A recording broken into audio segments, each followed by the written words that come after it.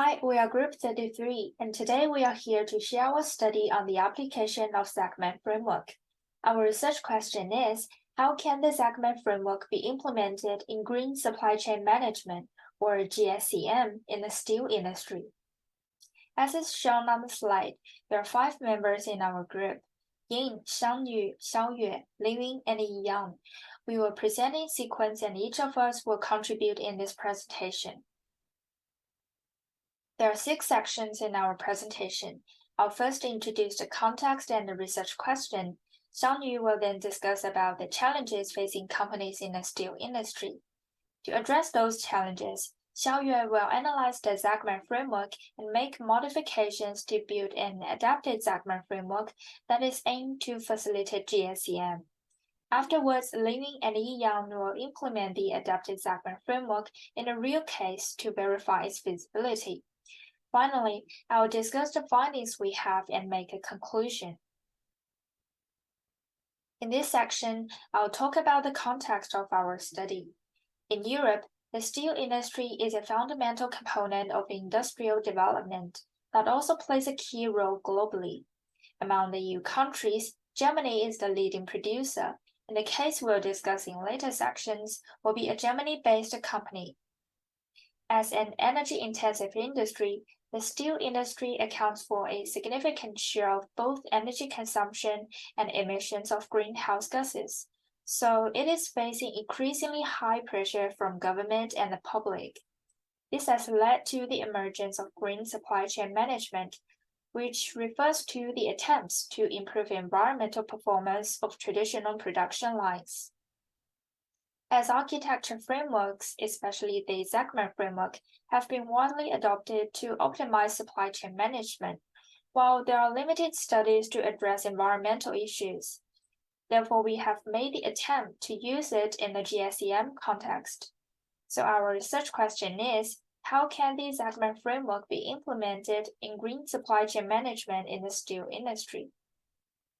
Next, Xiangyu will discuss the challenges in supply chain management facing steel companies. Thank you, Ying, for the introduction. There are 3 challenges that companies are facing in the steel industry.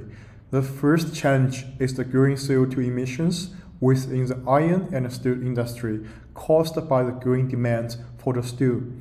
Changes in the customer demand can have a significant impact on the entire supply chain process, resulting in unexpected outcomes that may increase CO2 emissions. The second challenge is in the supply chains how to enhance its environmental friendliness. Green practice and solutions are more and more important to apply in the supply chain, and the pressure of sustainability from stakeholders and public opinion on the green practice is ever growing, which gives rise to the emergence of GSCM. However, companies often encounter challenges due to inefficient experience, inadequate tools, and a lack of management skills. Meeting delivery timeline is the third challenge that the steel industry faces in supply chain management. The accuracy of delivery time is of great significance to the influence of the supply chain. For example, when a steel company cannot deliver products on time, it can cause massive waste in production processes. Such disruption can result in a significant waste of resources such as energy, gas, and water, and can ultimately aggravate the environmental impact of steel production. These 3 challenges interact with each other so that the management must have an overall perspective, implementing a framework to ensure alignment of business needs and business goals to help overcome these 3 challenges. Next, Xiaoyue will talk about the framework. Thank you. Next, I would like to introduce the architecture framework we apply to the green supply chain management area in the steel industry. This part will be divided into 3 aspects, which are the general introduction of the Zachman framework and its potential application in the steel industry. Afterwards, we will introduce the adopted Zachman framework that can be considered as a guideline for green supply chain management design. So first of all, The framework is an enterprise architecture framework that was introduced for the purpose of illustrating the different perspectives of the organization's architecture and support communication among all stakeholders within the organization. It aims to facilitate the enterprise to achieve its operational and strategic goals. There are two-dimensional classifications exist in the framework.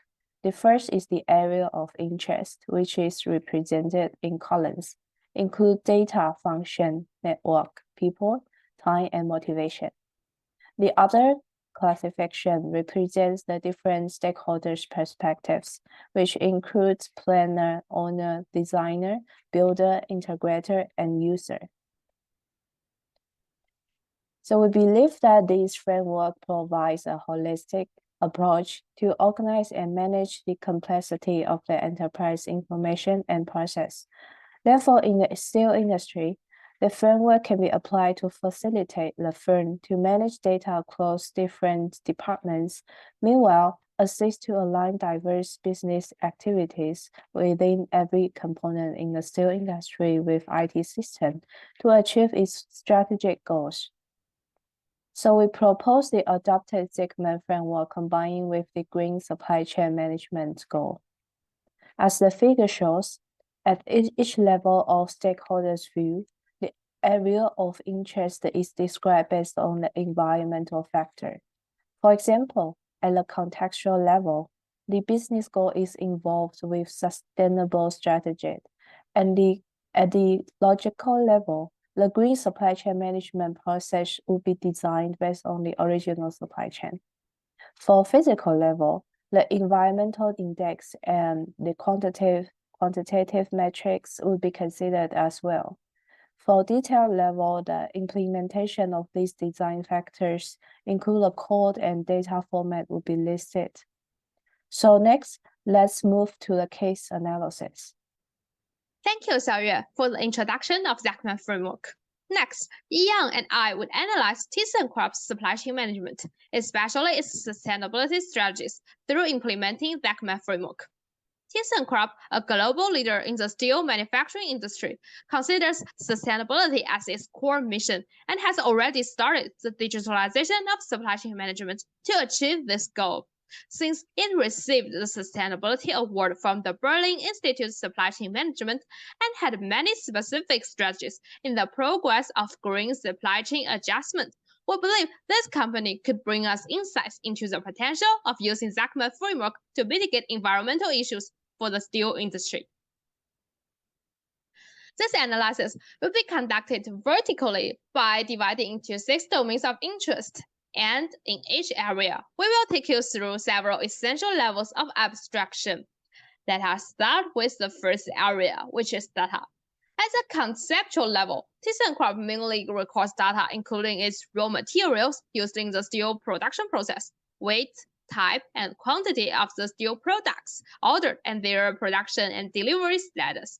At the physical level, ThyssenKrupp used the 2 systems to record carbon footprint and carbon emissions, which are carbon footprint calculator and carbon direct avoidance, respectively. Moving on to the second column, function. At the contextual level, ThyssenKrupp's supply chain could be divided into 3 main processes: retrieving raw materials from suppliers, manufacturing and producing, and distributing and transporting them to the customers. At the logical level, ThyssenKrupp implemented several systems, including MES, used for gathering, governing, and monitoring production information, and TOI, a communication platform assisting automation of the supply chain, and Terra, a cloud platform enabling customers to track their production process, and Pacemaker, an AI-based software using for predicting demand to avoid waste for the whole supply chain, and thereby addressing the environmental issues caused by excess capacity. The third column is network. At the physical level, ThyssenKrupp's internal communication systems contain open digital community used for information sharing, and Smart Glasses project plans to enable real-time worldwide location communication between 2 staff. The fourth column is people.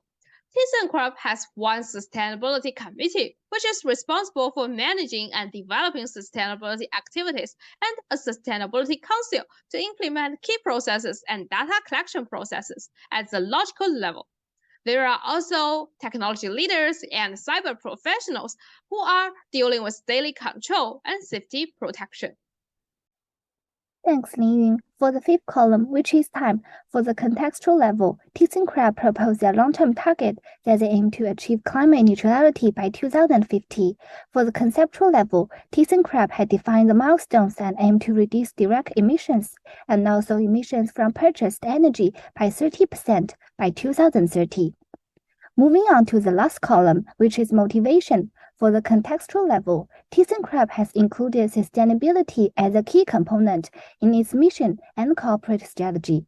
The executive board and the CEOs together play key roles in the sustainability committee, making decisions on sustainable development and indirect financial targets.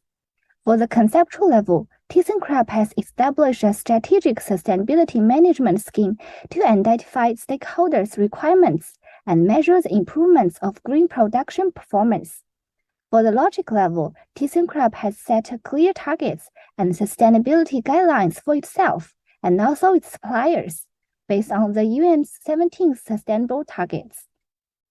Since ThyssenKrupp is leading the market in terms of green supply chain management by making significant contributions to minimizing energy consumption and greenhouse gases, the way it conducts green supply chain management can be considered as advanced industry practice and is therefore representative and instructive.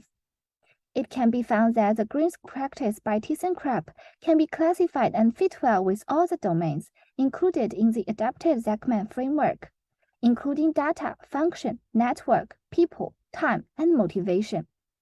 Although there is a lack of certain levels when fitting ThyssenKrupp practice into the adapted Zachman Framework due to the unavailability of detailed corporate information, the overall implementation of the adapted framework is successful.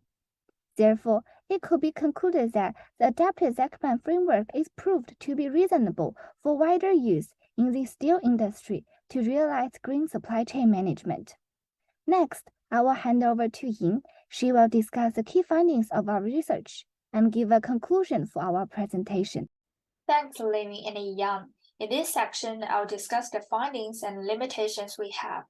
By implementing the adapted framework and evaluating its feasibility, we found that the planning processes of supply chain would be clearer and integrated with each other to facilitate GSCM.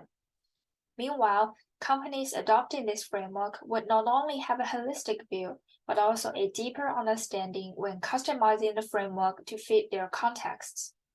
Moreover, this framework also facilitates alignment between their enterprise architecture and specific business needs. Therefore, the adapted framework proves its value for wider use in the steel industry. However, there are also some limitations. The rapid growth of technology and business has caused an increase in complexity of information systems, while this framework cannot suit the derived needs. Also, this framework is an ontology rather than methodology, which cannot provide detailed instructions for practice.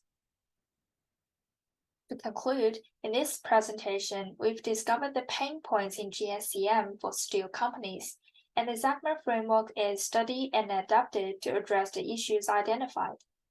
After implementing the adapted framework in a real case, we've proved its value and feasibility for wider use. While there exist limitations, they also point to the future research direction that an agile framework ready for practical use could be developed and examined. So this is the end of our presentation. Thanks for watching.